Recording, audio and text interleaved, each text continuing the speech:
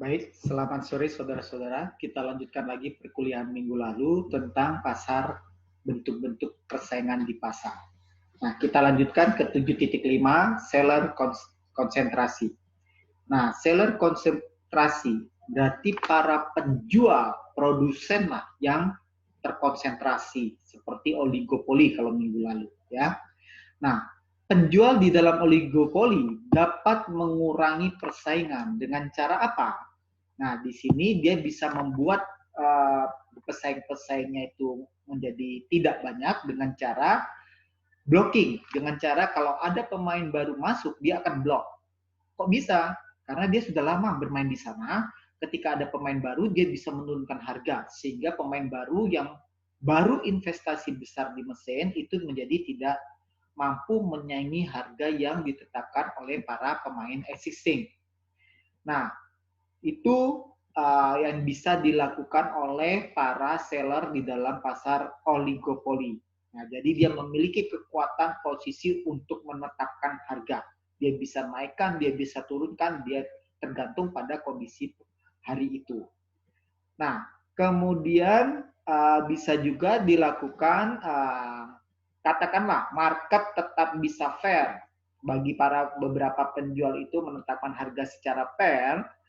Namun di sini kita lihat beberapa dari para pemain mungkin akan tetap mendominasi pasar. Jadi katakan dari sektor telekomunikasi ada 4-5 pemain, namun ada pemain yang tetap mendominasi.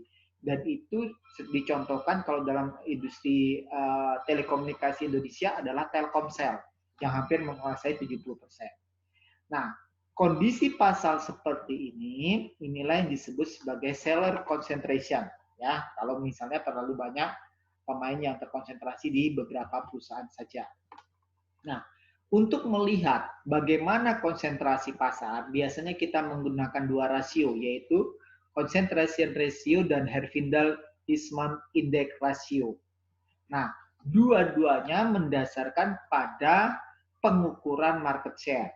Bedanya, kalau concentration ratio, dia akan mengelompokkan misalnya 5 atau 10 perusahaan yang menguasai market share, kemudian dijumlahkan. Jadi nanti ada, ini sebagai contoh, ada 10 penjual terbesar, market share-nya masing-masing sekian. CR4 berarti konsentrasi rasio dari 4 perusahaan tertinggi, berarti 18, 17, 15, 13. Kalau CR8 berarti 1, 2, 3, 4, 5, 6, 7, 8. Sampai sini itu dijumlahkan semua market share-nya. Nah, di sini concentration ratio memiliki dua kelemahan pertama. Yang pertama adalah berapa sih konsentrasi rasio yang relevan yang kita pertimbangkan? Apakah CR5, apa CR6, apa CR10, seperti itu. Yang kedua, rasio ini tidak mengindikasikan apakah ada satu atau dua pemain yang sangat mendominasi pasar. Nah, untuk mengatasi kelemahan ini, biasanya kita menggunakan Herfindahl-Huisman Herfindahl-Huisman Index, ya. Nah, atau HHI. Nah, bedanya apa? Kalau HHI ini menggunakan kuadrat dari market share masing-masing perusahaan. Itu kita jumlah. Nah, nilai HHI tertinggi adalah 10.000, di mana kalau HHI-nya sampai 10.000 itu dikatakan monopoli. Ya, nah kita lihat contohnya. Nah, di sini kita bisa menggunakan perhitungan tadi, ya, contoh yang tadi ini, misalnya 10 perusahaan, maka HHI-nya ini dihitung, berarti 18 kuadrat tambah 17 kuadrat, dan seterusnya dijumlahkan, itu akan menghasilkan 1.302. Nah, maknanya apa? Kedua rasio tadi, CR dan HHI, kita pergunakan bersama-sama. Nah, ini indikatornya. Kalau CR4, CR4 perusahaan terbesar itu kurang dari 40 atau HHI-nya kurang dari 1000, dikatakan pasar ini low concentration. Jadi low konsentrasi, orang pasar ini tidak didominasi oleh beberapa pemain tertentu. Dan dampaknya apa? Harganya reasonable kompetitif. Kemudian berikutnya kalau CR-nya between 40 sampai 60, HI-nya between 1000 sampai 2000, ini dikatakan oligopoli, tapi oligopoli yang relatif kendor. Nah, di sini mulai ada intensitas pemain-pemain tertentu yang mendominasi. Nah, kalau CR4-nya di atas 60 dan HI-nya di atas 2000, dikatakan oligopoli yang kuat. Berarti di sini ada kekuatan seller dari 4-5 pemain yang menguasai pasar. Nah, terakhir kalau CR-nya di atas 90 dan HI-nya di atas 8.000, maka ini dikatakan cenderung monopoli. Nah, sekarang bagaimana cara kita berkompetisi dalam pasar oligopoli yang ketat? Nah, tentu kita bisa menggunakan strategi penetapan harga. Caranya gimana? Kita berikan diskon. Jadi kalau kita mau bersaing dengan Telkomsel, katakanlah saya XL, saya akan beri diskon yang semurah mungkin supaya pelanggan dari Telkomsel bisa lari ke saya. Limit pricing. Ya, limit pricing ini adalah membuat harga tertentu. Ya, dia nggak apa-apa dia main dengan small profit, tetapi dia berharap nanti ada para konsumen yang beralih ke dia.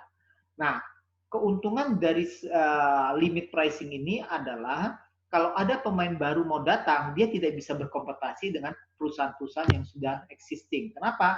Karena dia perusahaan baru masuk, maka biaya investasinya tinggi, maka dia harus mengembalikan biaya investasi tersebut. Dan dia tidak bisa bermain di harga murah, karena dia harus mengcover semua biayanya.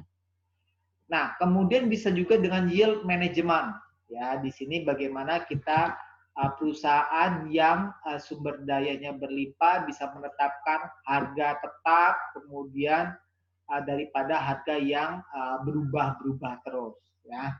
Kemudian durable good. Kalau untuk barang-barang durable, nah ini harus hati-hati. Kenapa? Di sini kalau misalnya barangnya tahan lama, nah kalau kita mampu menjual barang yang lama, ya, to sell good with shorter product life so that customer will need to return sooner to make a purchase. Kalau kita menjual barang yang durable good-nya tahan lama, tentu dia tidak akan melakukan repeat buyer. Nah, makanya sekarang strategi perusahaan itu adalah menjual durable good tetapi produk life cycle-nya tidak lama. Contohnya TV-TV China itu biasanya 3-5 tahun sudah rusak. Nah, maka dia harus diganti. Beda dengan TV Jepang bisa sampai 10 tahun seperti itu ya. Nah, daripada kita membeli TV yang seperti itu, tentu lebih mudah menyewakannya ya. Nah, strategi berikutnya kalau kita bersaing di pasar yang tight oligopoly, nah kita bisa menggunakan non-pricing strategi. Kalau non-pricing strategi, kita akan beriklan. Beriklan menunjukkan bahwa produk kita itu berbeda dibanding pesaing. Produk kita lebih baik dibanding pesaing. Atau kita juga bisa menggunakan excess capacity. Jadi kita membeli pabrik dengan ukuran kapasitas yang besar, tujuannya apa? Untuk mengantisipasi perubahan permintaan ya terkait dengan kondisi di masa yang datang. Sehingga tiba-tiba ada permintaan tinggi, kita mampu memenuhinya dengan serta-merta ya. Nah, non-pricing strategi berikutnya adalah dengan reputasi dan garansi, kemudian produk bundling. Kalau kita punya produk A, kita gabung dengan produk B, dijual dengan harga yang murah. Kemudian membangun jaringan, terutama jaringan ya, jaringan baik kepada produsen, kepada konsumen, distributor ya, dengan menggunakan teknologi. Nah, terakhir kita masuk pada buyer power. Kalau tadi seller power, sekarang buyer power. Nah, the most extreme bentuk ekstrim